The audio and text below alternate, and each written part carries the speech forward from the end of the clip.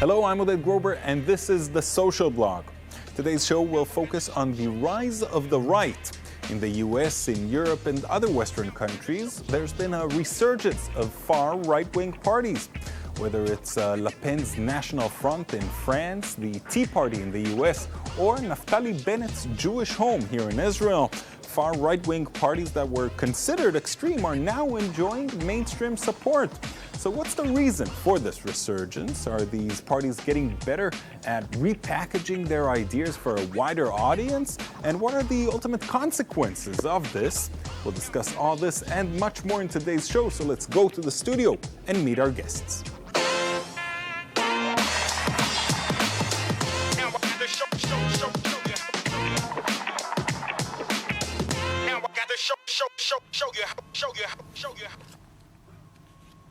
So our guests for today, Gili Brenner, Middle East commentator, and Mati Wagner, who's the editorial page editor at the Jerusalem Post. Hello, thank you both for coming in today. Thanks for having me. We have a lot to talk about, so I'm not going to waste our time. We're going to jump right in, and we begin with our post for today is a quick summary of the rise of the European far right. Let's take a look.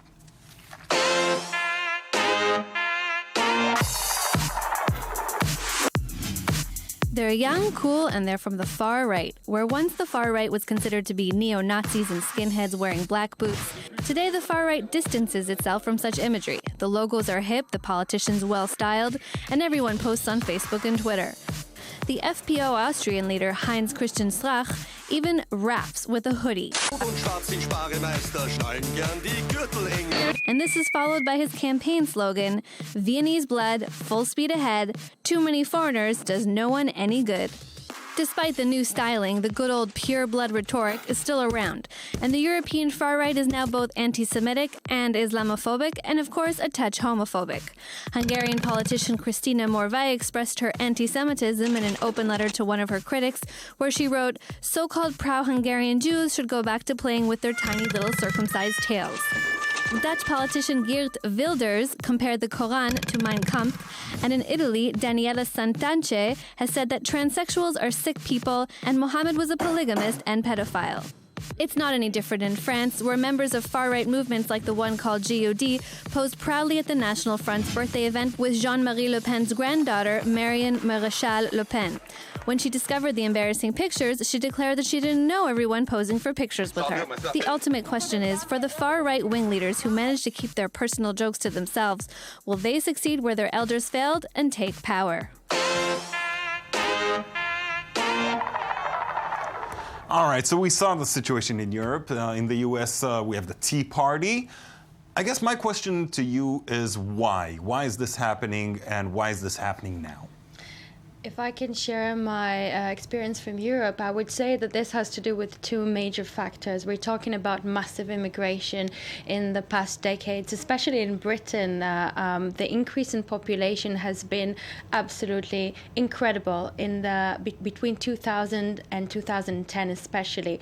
I'm going to assume that these new immigrants aren't necessarily voting for the right-wing parties, though. That's correct, and this is partly the reason why a lot of people feel that they haven't been catered for, and actually that the establishment has catered mainly for the new immigrants rather than the what you call the old-fashioned labor working white class. And the second reason is the economic crisis. Yeah, that certainly plays a role. What do you think, Matt? Well, I mean, I think part of it is the failure of the left. You know, the left, the only political parties that are really talking to people today, the common person on the street, is the right-wing parties. They're the ones that are addressing the real concerns of the people on the street, whether it be immigration, whether it be economic issues, socioeconomic issues, whether it be the whole question of, Euroscepticism and that type of thing. I think that the right wing, these right-wing parties, it's difficult to kind of generalize because they're very different UKIP, for instance, refuses to even enter into an alliance with Le Pen's party. And because of its anti-Semitic past, because of the past that the National Front has. But I'm saying in general terms, the right wing has succeeded in addressing the problems that really affect people on the street, and the left has failed. And I think that they're filling up a vacuum. All right, let's take a quick look now at this clip from an interview with Bob Pitt, the founder of Islamophobia Watch, a British organization dedicated to documenting anti-Muslim bigotry. A lot of these parties have origins in the fascist movement. They were set up by neo-Nazis, and they've repackaged themselves now as kind of right-wing populist parties. They've played down anti-Semitism and concentrated on attacking Muslims, and that's provided favourable conditions for them to grow. People will vote for them who wouldn't vote for an openly Nazi party. I mean, Nick Griffin, the leader of the British National Party, has said in the past, if we go around going on about the Jews trying to take over the world, no one will listen to us. They'll think we're just cranks if we say that the Muslims are invading the West and trying to take over. That's the sort of thing that people hear in the mainstream right-wing press, and they're going to give us a hearing. Yeah, Maddie, let's start with you. Do you think that this is just rebranding of old ideas, or are they saying what they mean and they mean what they say? Well, I'm very optimistic listening to him. He's saying now that it's no longer legitimate to be anti-Semitic in Europe. That's a surprise for me. But I think that there are some legitimate concerns. I think that the only real threat today to freedom of speech is that we see in the West is this idea to be super sensitive to the feelings of Muslims. If you look at, for instance, there was a movie called Innocence of Islam, in which the Obama administration actually tried to appeal to Google to take off YouTube. This is the movie because it offends people. Obviously, there's a caracature, the Danish caricature, and these types of things and people are really upset about this. The fact that I think that Geert Wilders has the right to say what he wants, and he shouldn't be afraid, or anybody else should. Can you imagine how many people? Do you think he's saying what he means, or he's being careful with what he's saying because he's afraid it's not gonna go well? I think that the ones with really toxic views are not repackaging them. I mean, we see those parties in Hungary and in Greece, and they're saying fascist, terrible things. But we have to be very careful when we brand the whole right wing as Islamophobic or as fascist, because I don't think that's the case. I think some of them are actually really genuinely trying to take back some of the liberties that they feel that have been robbed from them because of the measures or oppression to expression. It feels like almost the right is now the anti-establishment. Where historically the left had that role. Mm-hmm. Do you agree? Yeah, definitely. Like I said before, I think that the left is not doing what it should. There's no radical left today that's really relevant, except, you have Podemos in Spain, and there's Syriza in Greece. That there are two more left-wing parties, but that's that you're not seeing any real serious radical left. Yeah. The left has been in power since the end of World War II, basically in Europe. It has shifted left. That's more right to say. But today, it is no taboo anymore to be neo-fascist, so to speak. So that's a good point to watch this quick clip from John Oliver's show from a few months ago. Let's take a look. Wait, did I hear that right? There was a surge of far-right parties in Europe. In terms of phrases you don't want to hear, that is right up there with "it's malignant" and "we're losing cabin pressure." Because, lest we forget, when Europe goes far-right, they go far-right through Belgium. So, we all, the memory of what happened in Europe is still fresh for some, maybe not so fresh for others. Exactly. The rise of the right wing actually shows us the demise of Europe. I think it shows us that the prosperity, the growth, what we thought about human rights and all this left-wing, basically, optimism is not there anymore. So, and it shows that Europe, I don't think that what happened in the 30s is going to happen again. We're not going to see this, but we are going, if we're looking at the future, we are going to see more things like national uprising, like in Scotland, Catalonia, other places. All right, we're gonna go skip ahead now to our portrait because I want to have time to speak about Israel. And in 2006, it was Ronen Shoval who founded Im Tirtzu, a Jewish nationalist organization that initially focused on protesting what they considered the anti-nationalist, post-Zionist views of Israel's academia. In 2011, Im Tirtzu launched a campaign called Nakba BS to discredit the Palestinian Nakba narrative. In the past, Shoval was called a racist, a fascist, an Arab hater even, but he has since left the organization he founded and has also changed much of his rhetoric. Our journalist Ron Friedman went to meet him for today's portrait.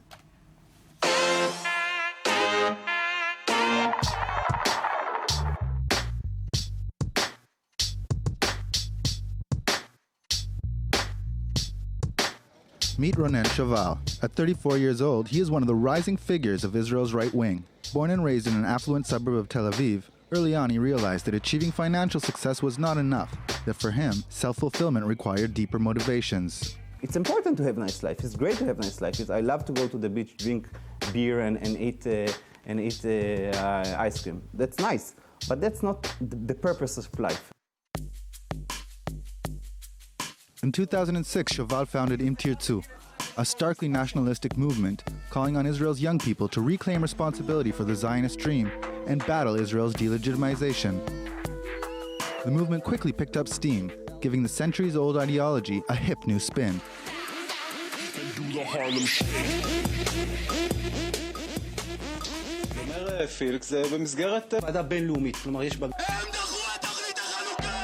We have communities which are gathered throughout the technology, which allows us not only to stay on the web level, but also to be active on the ground. One of Im Tirtzu's main goals was to create a new elite and grasp power out of the hands of the old one, which they saw as being post-Zionist. We can see it, part of it in the media. We can see it, part of it in the academia. We can see it, part of it in the culture. We can see it in judicial system.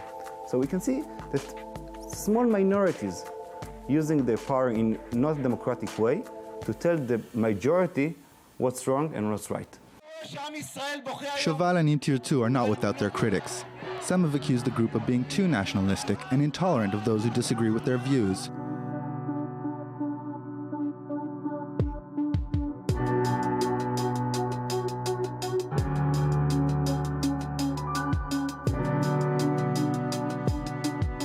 Eight years later, Shoval has moved on. After earning his PhD in political philosophy from the Sorbonne in Paris, today he finds himself in the inner circle of Israeli politics, representing the right-wing Israel Beitenu party as a board member of the World Zionist Organization, one of the oldest and most distinguished Jewish groups.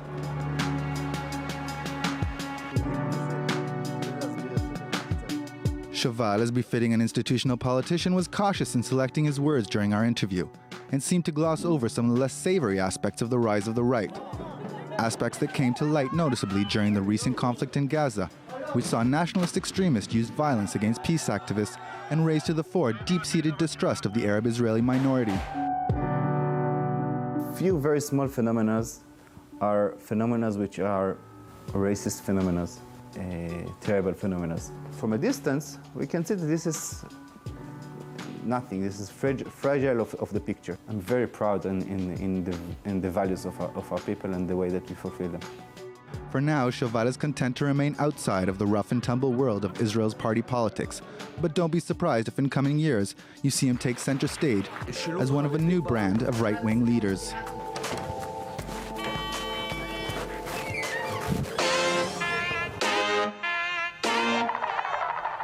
So the story of Ronen Shoval, I think, represents much of the new right in Israel, and also the language that is used, which is very careful, very measured. We have Naftali Bennett in the Jewish Home, that is the new right in Israel. I think you'll agree to that. What I'm curious is, what differences do you see from what's going on in Europe in the U.S.? Well, I mean, I think that the whole Zionist movement is, it's very difficult to compare to European politics in the sense that the Zionist movement was, undeniably a nationalistic movement. You know, it came to create a homeland for the Jewish people, and it came in the wake of the Holocaust, and there's the connection maybe to Europe, in the sense that Europe's at the trigger for it. And now the new right wing is defining the left as post-Zionist. But I'm saying we're involved now in a national struggle between Jews and Palestinians to split the land, and we have been for quite a few decades. So that's the whole concept. It's very difficult to compare to what's happening in Europe. As far as the profile that you did on Ronan Chauvel, I mean, there wasn't anything of substance that he said that I can relate to, except for what he said about Nakba bullshit. And I happen to agree in the sense that the Palestinian leadership has refused to accept responsibility for their own role in bringing about the Nakba. I think he's planning a future in politics. Maybe you are too. Gili, let's hear from you. The New Israel right is addressing different issues than the European right is addressing. We've talked about masses of immigrants. We've talked about economic crisis. The Israeli right is not addressing the same issues. They're addressing mainly the Palestinian issue and, yes, issues of Islam, but different from what is happening in Europe. We have a different history from Europe. We don't have a history of fascism. So while I dislike some of what Im Tutsu is doing, and I'm unhappy to see violence and maybe other views of the members, I don't think it's comparable. All right, unfortunately, that is all the time we have to. Thank you, Gili. Thank you, Mati. Thank you at home for watching us as well. Please join us again next week.